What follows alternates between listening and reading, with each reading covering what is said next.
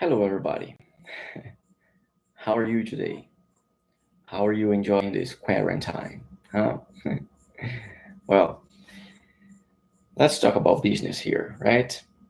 Um, you may have already watched the class that I talked about the success block.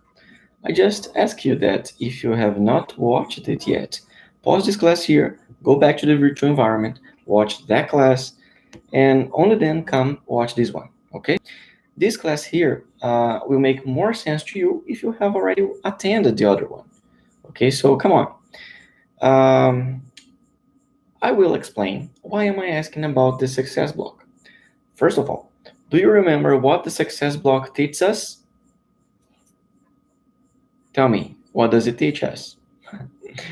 Well, it teaches us basically that we must fail more and faster in different ways to get to success. But Diego, come on. The success block teaches us that we have to fail. Yes, that's right. We must be brave to fail and consequently brave to risk and to take risks. It's about the risk that we're going to talk here today to talk about it, okay? I'll talk specifically about a guy named Ben Carson, a medical doctor, entrepreneur, and now he's a politician in the United States, who wrote the book called Take the Risk: Learning to Identify, Choose, and Live with Acceptable Risk. And in his book, he explains a technique called BWA, which is a technique for doing calculated risk analysis. The author, a medical surgeon who needs to make vital decisions every day, presents a famous framework to help people understand the risks of whether or not to take the decision. Remembering that even the act of not making a decision is a decision itself. The author states that a risk free life has its price, and knowing the risks has its reward. So, in a culture like ours that tries to avoid risks at all costs, we highly value the value of safety. We make travel insurance when we're going to travel. We do crash tests on cars. We extend the warranty on our electronics.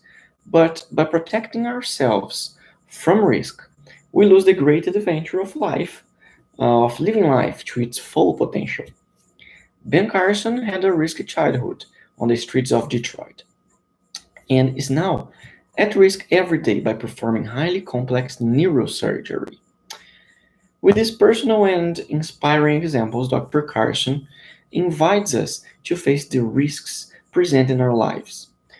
Through the story of his famous surgeon, whose life portrays the relationship between great risks and even greater successes, you will probably find information that will help you get rid of the fear of taking risks so that you can dream big, act confidently, and reap rewards you never had imagined before, so that you can unleash the full potential of your creativity. Anyone who refuses to test his limits, who is unwilling to leave his comfort zone, is destined to live inside the envelope. The greatest advances in science, history, technology, and the arts came from those who took risks. Well, let's talk about the framework then, okay? BWA. Well, the framework he proposes is about art and asking the right questions. The acronym BWA states for Best Worst Analysis, which, as its name implies, is about analyzing the best and worst case scenarios. The mistake when people hear about this technique is to think that there are only two questions that we need to ask in that scenario. What's the best and what's the worst that can happen if I make the decision? But according to Ben Carson, there are four questions and not two.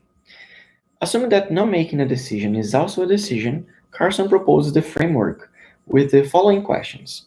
So, first question: what is the best thing that can happen if I take the risk and make the decision? Number two: what is the worst thing that can happen if I take the risk and make the decision? Number three: what is the best thing that can happen if I don't take the risk and don't make the decision? And number four, what is the worst thing that can happen if I don't take the risk and then I don't make the decision? Well, the author states that responding to this framework is a way of understanding everything at stake, from worst to best scenario, whether or not the person makes the decision. Let's take one example and use this framework, okay? The scenario is this. There is an undergraduate student who wants to drop out of college to invest more time in a project from his startup company. So let's go to this framework, okay? First question would be, what is the best thing that can happen if this person drops out of college to invest in the startup? Well, I would say that the best case scenario would be the startup burst and become the best company in its business. Number two, what is the worst thing that can happen if he drops out of college to invest in the startup? Well, in this case, I think he could lose a year, miss a year of college, and then come back after 1 year behind his class. Okay. Number three, what is the best thing that can happen if he doesn't drop out of college to invest in his startup? In this case, he could maybe learn more content that can help the student apply to his business and be more likely to succeed. Number four, what is the worst thing that can happen if he doesn't drop out of college to invest in his startup? Well, in this case, maybe he could miss the opportunity because other people did what he was thinking of doing, and his idea is now outdated, which would bring great frustration to him. So, the answer for this set of questions, the author says that would lead us to take calculated risks to make the decision or not. In addition, he stresses that it is important that we also ask how likely each of these scenarios is to happen. Um, it is the right question that leads us to the right ideas and the right answers. Remember the saying, digging well in the wrong place is digging badly. Okay? So ask the right questions and it can help you clarify the options and therefore make a decision. So, guys, I invite you to try this technique to make any decision you have to make using the four questions from Ben Carson's framework, and then tell us how it went. If you want to watch a movie that tells Ben Carson's story, it's available on YouTube. The name is Gifted Hands. And I don't know the Portuguese version for this movie. I think maybe it's called, if you translate it literally, it would be Mãos Talentosas, but I don't know if it's the right name, okay? In English, I know the name is Gifted Hands. All right? So, I hope you have enjoyed today's class so far. And if you have any questions about this or any other thing, you can contact me by email or even here on the chat box of YouTube, or maybe you could also talk to me on the classroom environment. All right. Well, that's it.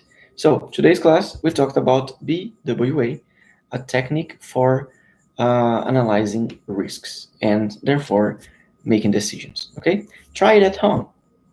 See you guys in the next class. Bye bye.